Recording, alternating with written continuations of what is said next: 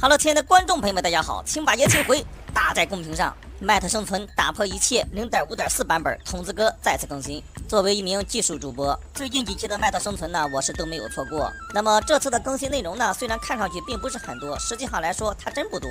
但是吧，我感觉还是有一定挑战性的。毕竟呢，据介绍 0.5.5 版本呢，估计马上也快出了，具体什么时候出，我还真不知道。那么废话不多说，喜欢咱们这个系列的兄弟们啊，千万不要忘记点赞以及关注，点赞越多，我更新越快。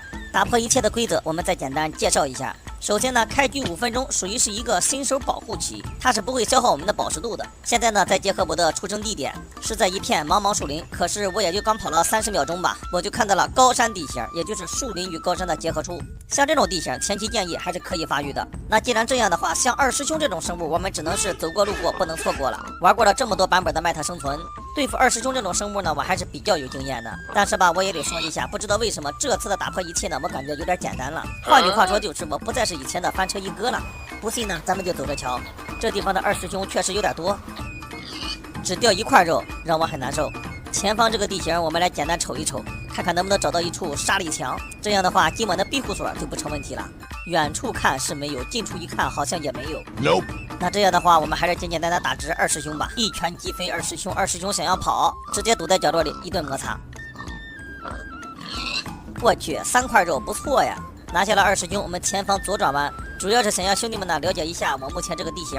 左侧45度角有一处银矿，然后呢再往前走，我就简单看了一下，此处的地形呢都不太理想。为了防止迷路，这样的情况下，我们只能是原路返回。虽然说到目前来说还没有见到庇护所，但是这个地方的裸露的矿物那是真多呀。刚才右上角一处银矿，这里又发现了一处铜矿，这我一旦有了铜镐，岂不是分分钟就可以发育起来？这个地方都有一处沙砾，可是它的头顶是泥土，前方还有水，万一早晨起来被小白堵门，那我可就要陷入死亡循环了。一波小加速，我们直接绕到山的另一侧，绕到右边之后呢，我看到这里的地形，本以为这个种子应该是没戏了，没想到走到这个地方，我这一看，好家伙，这不就是我的理想庇护所吗？这里还有一头二师兄，我们先把他给拿下，主要是趁着我现在宝石度还没有抖动，一旦抖动了再打猪的话，可能就比较费劲了。仍然是堵在角落里一顿摩擦，2片肉一般般。关于这面沙砾墙，我们就先看一看这个地方到底适不适合当庇护所。简单撸了2块沙砾，当时我心一凉，完了，里面是石头，再往前撸的话肯定不现实了。这时候呢，只能是选择再往右发展一下。不成想，往右一发展呢，果然大有来头。我这一看，里边还是沙砾，这样的话，我们就可以腾出一个空间，一个不算特别好的庇护所，这不就来了吗？紧接着我们再往里撸，没想到这个地方还真可以，兄弟们，这里的进深呢可以达到3格。最后一块沙砾，我还撸出了一个铜粒儿，这就非常不错了。庇护所呢是圆满了。最离谱的是，这一切整完之后呢，我的鸡腿居然还没有抖动。这样的话，我们抓点紧，今晚撸的沙砾呢肯定是不缺了，赶紧再搞一点小麦种子，包括旁边的大肥牛，我们也给它宰一下。OK， 获得成就斗牛士。就这样，生存第1天，看我的战绩，兄弟们！物资呢虽然不是很多，但是呢也确实不少。由于全新版本打破一切，更新了一个更真实的夜，到了夜晚呢，我们是啥也看不见了。之前呢在介绍视频中也给大家展示过，所以今天晚上我撸沙砾呢，我就不给大家展示了，乌漆麻黑的，真是啥也看不见呀。那么今晚就展示我的最强右手，看看我到底能撸出多少铜粒。Day 4，运气也是相当的哇塞，居然撸到了一个大碎石，4个碎石碎片，外加2个铜粒。这一夜真不好过呀，兄弟们，真是乌漆麻黑，啥也看不见。但是好在呢，今天夜里并没有僵尸骚扰我。你看外面，不管是僵尸小白还是蜘蛛苦力怕，一直都没有，我还是挺庆幸的。生存第2天，我们先宰一头牛助助兴，紧接着必须要搞小麦种子。前期没有小麦种子，我说实话，马上撸沙砾确实不行，总不能在乌漆麻黑的夜里鸡腿抖动了，我们不管它吧。挨着树林唯一的好处就是我们可以捡到无穷无尽的苹果。OK， 撸到了13个小麦种子，捡到了一个大红苹果，我们开始撸树叶。撸树叶的主要目的呢，那肯定就是钓木棍的。碎石加皮革绳加木棍，我们就可以制作随时短斧。撸树叶也要有技巧，爬到一棵高度并不算太高的树上，把树干四周的树叶全部给它清理掉，剩下的树叶就会自动脱落。在这个过程中就会有木棍掉落。整完之后啥也不用管，让它自己掉落就 OK 了。这时候呢，我们也不要闲着，小麦种子太少了，晚上撸沙砾呢指定不够吃，所以我们继续展示最强右手，开始撸草。运气非常不错啊，得到了一根木棍，木棍加碎石碎片，外加一根草纤维，我们就可以制作简易的随时小刀。小刀和皮革组合呢，我们就可以得到皮革绳。我们只能是使用皮革绳加木棍再加碎石，才能制作这个随时短斧。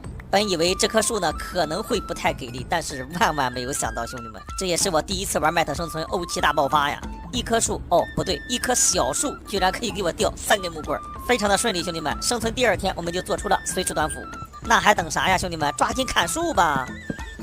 一把短斧，3个原木，不多不少，刚刚好。拥有了木头以后呢，就代表着我们可以吃沙拉了。像这种小黄花呢，我们就不能再错过了。虽然说路边的野花你不要采，但是兄弟们，那不采白不采。生存第2天的晚上，我们看一下战绩：28个小麦种子，外加14朵小黄花。你看吧，这头天黑之前呢，还能再撸个沙粒。还是那句话，乌漆麻黑呢，咱就不展示了。在没拥有火把之前呢，我每天晚上都是听声音度过的。由于生存第2天呢，并没有搞太多的沙粒，所以说撸了一会儿我就撸完了。同类的数量来到了4个，我们首先再制作一个随时工作台。这样的话，我们的第1碗沙拉也就制作完成了，获得成就美食。生存第3天，一大早不干别的，先撸小麦种子，目标是30个。还记得这个地方吗？头顶有银矿，前方有铜矿，这也是一个获得沙粒不错的地方。今天白天呢，我们争取就把这里给它开发出来。正常的话，最强右手一晚上撸沙粒的数量呢，大概在10个左右。毕竟不是每个沙粒都可以为你钓到东西，万一你开了精准采集，那你这一晚上可能连5个沙粒都撸不上。凑齐了生存第3天晚上的沙粒之后呢，我们紧接着还是要撸小麦种子，你就不用管数量，往死里撸就完事儿了。生存第3天晚上回到家，又捡了一个大苹果，小麦种子38个。